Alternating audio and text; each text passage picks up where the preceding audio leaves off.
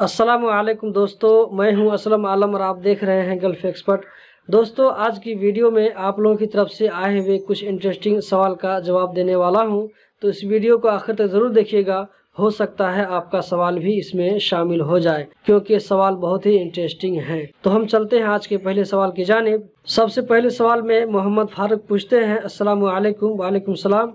असलम भाई, जब मुझे ADLSA से पहले मैसेज आएगा जिसमें मुझे एम्प्लॉयर चेंज रिक्वेस्ट नंबर दिया जाएगा, क्या इस मैसेज के बाद अप्रूव्ड मैसेज आने से पहले पुरानी कंपनी मुझे कैंसिल भेज सकती है? दोस्तों, जब आप ऑनलाइन चेंज के लिए अप्लाई करते हैं तो उसके बाद में ये सिस्टम में चला जाता है। उसके बाद अगर आपकी कंपनी चाहे तो आपका ID कैंसिल नहीं कर सकती है। अगले सवाल में एक भाई पूछते हैं, भाई भाग कर काम करने वालों के लिए क्या सिस्टम है? वायरस की वजह से कंपनी के हालात बहुत ख़राब हो गए थे, कंपनी ट्रांसफ़र नहीं दे रही थी, सैलरी भी नहीं दे रही थी, तो भाग कर काम कर रहे हैं, तो मेरा क्या होगा?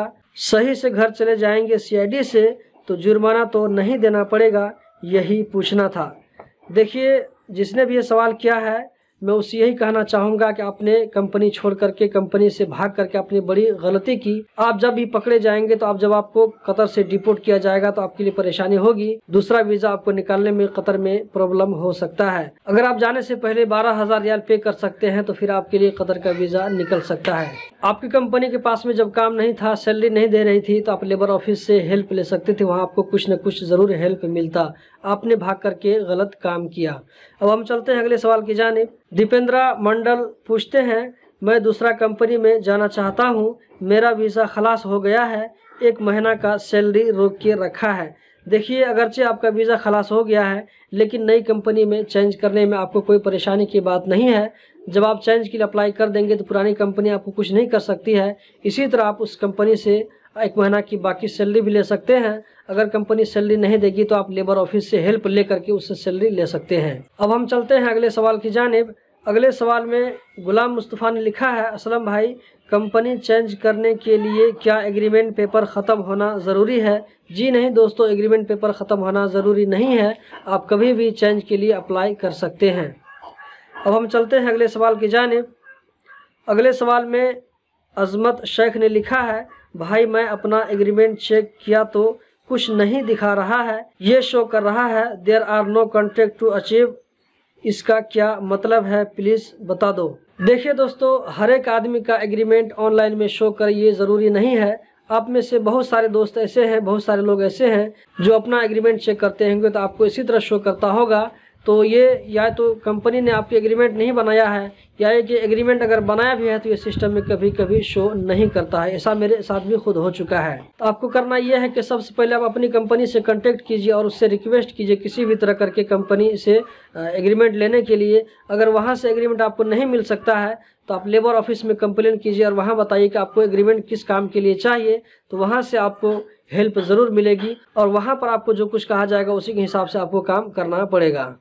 अब हम चलते हैं अगले सवाल की जानिब। मोहम्मद आसिफ लिखते हैं, भाई कतर का बाकी 5 मुल्क Oman, Bahrain, Kuwait, UAE, Saudi से कोई लेना देना, आना जाना, बातचीत है या नहीं? दोस्तों, मैं आप लोगों को बता दूं कि कतर को ओमान और कुवैत से दोस्ती है, यहाँ से कोई मुश्किल नहीं है। लेकिन बहरीन, UAE, सऊदी, इजिप्ट और मालदीव, इन 5 मुल्कों से 2017 में बाइकाट हो चुका है और अभी तक यहाँ पर डायरेक्ट आना जाना नहीं है। अगले सवाल में गुरप्रीत ढीलन लिखते हैं, भाई कब तक कंपनी चेंज कर सकते हैं बिना NOC के? कुछ लोग बोल रहे हैं 31 दिसंबर तक चेंज कर सकते हैं। दोस्तों, ये न्यूज़ बिल्कुल गलत है। मैंने अभी तक नहीं सुना कि 31 दिसंबर तक चेंज कर सकते हैं, उसके बाद नहीं कर सकते हैं। ये न्यूज़ बिल्कुल गलत है। अब हम चलते हैं अगले सवाल की जानिब। अगले सवाल में शाहिद खान लिखते हैं, भाई मेरा कंपनी पासपोर्ट नहीं देता है। इससे पहले वाली वीडियो मैंने कंप्लीट एक वीडियो बनाया था जिसमें बताया था कि कंपनी वाले अपने वर्कर का पासपोर्ट अपने पास में क्यों रखती है। उस वीडियो को एक मरतबा आप ज़रूर देख लें। यहाँ पर मैं आपको शॉर्टकट में जवाब दे देता हूँ। अगर आपको पासपोर्ट चाहिए तो सबसे पहले आपके पास में ये प्रूफ होना चाहिए कि कंपनी आपका पासपोर्ट रखी हुई है। तो आप सबसे पहले ये करें कि कंपनी से बातचीत करें, और बातचीत करने के दरमियान आप अपनी रिकॉर्डिंग को ऑन रखें, मोबाइल में जो आपका रिकॉर्डिंग है उसको ऑन रखें।